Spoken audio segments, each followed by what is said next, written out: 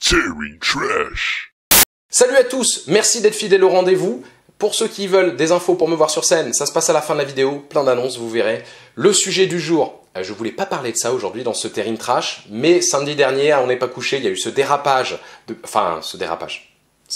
carrément du hors-piste même, de cette femme politique, dont je citerai pas le nom parce que j'ai pas envie de contribuer à sa notoriété ni à celle de son parti. Mais elle a déclaré que la France était de racines judéo-chrétiennes et de race blanche. Ouais. Alors, dans la Constitution de la République française, et même dans la Déclaration des droits de l'homme et du citoyen, il n'y a pas de mention de race blanche. Ouais. Alors, donc je me suis dit, qu'est-ce que c'est que cette France dont elle nous parle, d'où elle sort ça? À quel moment, dans l'histoire du territoire, il n'y a eu que des juifs et des chrétiens? Allez, pour être large, on va dire entre 980 et 1830. Avant, c'était pas la France. Après, depuis on sait plus ce que c'est en fait. Hein. Ouais. Mais Nadine. Ah putain merde, j'ai dit son prénom. C'est bon bref, c'est presque un gros mot maintenant. Nadine, t'es au courant que depuis 1830, il y a eu plein de choses qui se sont passées, des avancées sociales, scientifiques, technologiques, non, je sais pas, les fusées, les centrales nucléaires, elle voit pas. Dans les dernières décennies, notamment les scientifiques, les généticiens se sont rendus compte que c'était impossible de définir une race européenne. Parce que eux, ils disent européen, en fait. Parce que race blanche, ça n'a pas de sens, Nadine. C'est quoi la race blanche? Il suffit d'être blanc. Par exemple, qu'est-ce que tu fais des Africains albinos? Parce qu'ils sont blancs. Moi-même, est-ce que je suis blanc? Parce que je pensais que j'étais blanc, mais voilà, je suis moins blanc que mon t-shirt, par exemple, déjà. Quel est le seuil de pigmentation toléré pour être français, Nadine? Est-ce qu'on peut être blanc en octobre? En août, tu reviens de vacances, t'es déchu de ta nationalité. Comment ça se passe? Donne-nous les références Pantone exactes. Voilà, comme ça, après, nous, avec un nuancier, on regarde, ah oui, là, je suis de race blanche du ventre, par contre, du bras, je suis de race bougnoule. Voilà, comme ça, tout sera beaucoup plus clair, on saura qui est français, qui ne l'est pas. Merci Nadine, envoie-nous toutes les références, nous, on se fera un plaisir de les jeter à la poubelle. Donc Nadine, les généticiens se sont rendus compte, au cours des dernières décennies, statistiquement, qu'il y avait plus d'écart entre les Européens du nord de l'Europe et les Italiens du sud et les Grecs, qu'entre les Italiens du sud et les Grecs, et les Maghrébins et les gens du Moyen-Orient. Donc, impossibilité de définir une race européenne. La race européenne est scientifiquement obsolète. Plus récemment, on s'est rendu compte que les Européens ne sont blancs que depuis 8000 ans environ.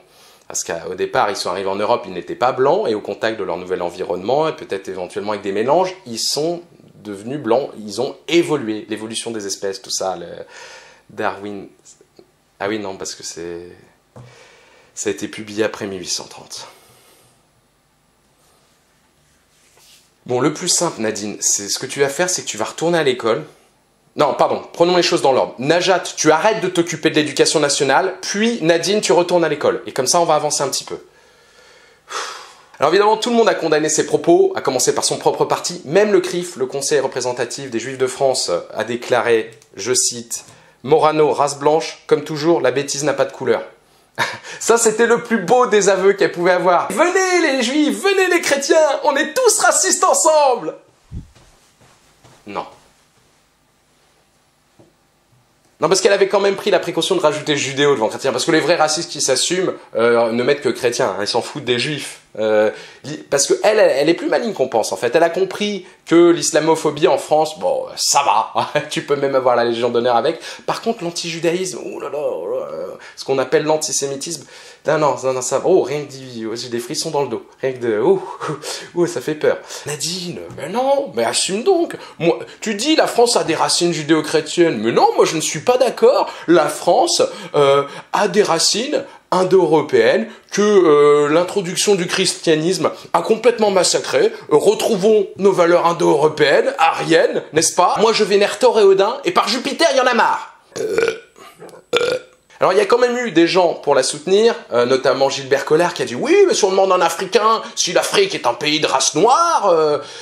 Oui Gilbert, mais l'Afrique c'est pas un pays, c'est un continent. Un enfant de CE1, c'est ça. » Et après avoir entendu ces deux-là, il y a encore des gens pour penser que ça peut être pire si on tire au sort les députés parmi l'ensemble de la population? Non mais sérieusement, je pense qu'on est suffisamment bon pour élire les pires connards, hein. Le hasard pourra pas faire pire. On passe au sujet que je voulais initialement traiter, qui est la sortie de Maïté,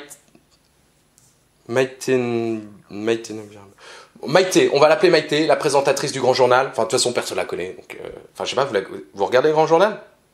Ah non, ils ont arrêté, bref, personne ne regarde le Grand Journal. Donc Maïté, présentatrice du Grand Journal, a dit pendant le Grand Journal que le FN tenait un discours de vérité. Oh là là, la folle. Qu'est-ce qu'elle s'est pas pris hein, pendant 24 heures, parce qu'après elle a été éclipsée par la sortie de l'autre, toujours plus haut, toujours plus fort, tout le monde lui est tombé dessus, alors qu'au final, elle faisait juste son métier de journaliste, qui est de soutenir le pouvoir. Bon, elle a juste un peu anticipé 2017, parce qu'elle est maligne, elle a senti le vent tourner, mais c'était son métier de journaliste. Ok, j'exagère, elle n'est pas vraiment journaliste. Mais non, j'exagère parce que journalisme, c'est pas défendre le système, c'est quoi alors? C'est la vérité. C'est... non, ah oui, non mais non, la notion de vérité, c'est relatif. Heureusement d'ailleurs, parce que sinon, comment on justifierait toutes les guerres qu'on va faire chez les autres hein? Non, la vérité dépend de chacun. En fait, ça, c'est les philosophes qui nous l'expliquent. Philosophes, c'est des mecs comme Luc Ferry ou Bernard-Henri Lévy. En tout cas, ça nous a confirmé au moins une chose, pour ceux qui avaient encore un doute, c'est que le FN est un parti du système, hein, puisqu'on peut en dire du bien à la télé. Enfin d'ailleurs, est-ce qu'un parti anti-système peut vraiment exister, si tu réfléchis bien? Ça, c'est une question philosophique. Hein. Bon, c'est pas trop les sujets qui intéressent Luc Ferry et BHL, mais c'est philosophique. Parce que si tu réfléchis bien, tu crées un parti pour qu'il se présente à des élections, automatiquement, tu rentres dans le système. Sauf si ton seul programme, c'est, une fois élu, de dissoudre le système pour redonner le pouvoir directement au peuple. Et ça, c'est mon projet. Et je suis discret, parce que on va essayer de rester en sous-marin jusqu'à 2016, peut-être même 2017, parce que ça sert à rien d'avoir des problèmes trop tôt. Non, les gens t'oublient après. Capacité de concentration très limitée chez la plupart des gens. Mémoire à très court terme. Si tu me crois pas, t'as qu'à avoir les intentions de vote pour Sarkozy, tu vas te faire peur. Non, non, donc on reste discret. Vous continuez de vous abonner à ma chaîne, mais l'air de rien, tu vois. Là là là. Tu t'abonnes. Et puis pareil, pour partager sur Facebook, sous le manteau. Hey, regarde. Terrible Trash. C'est de la bonne, fais-moi confiance.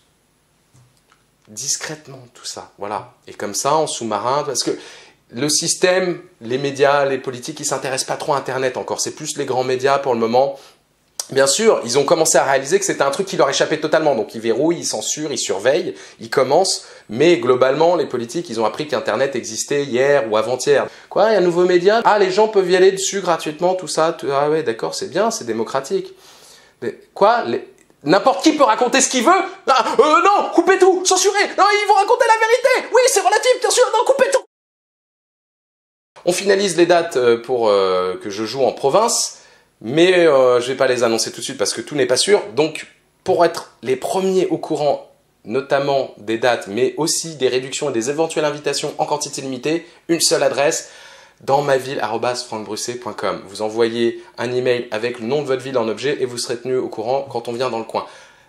Dansmaville@francbrussé.com. Dansmaville@francbrussé.com.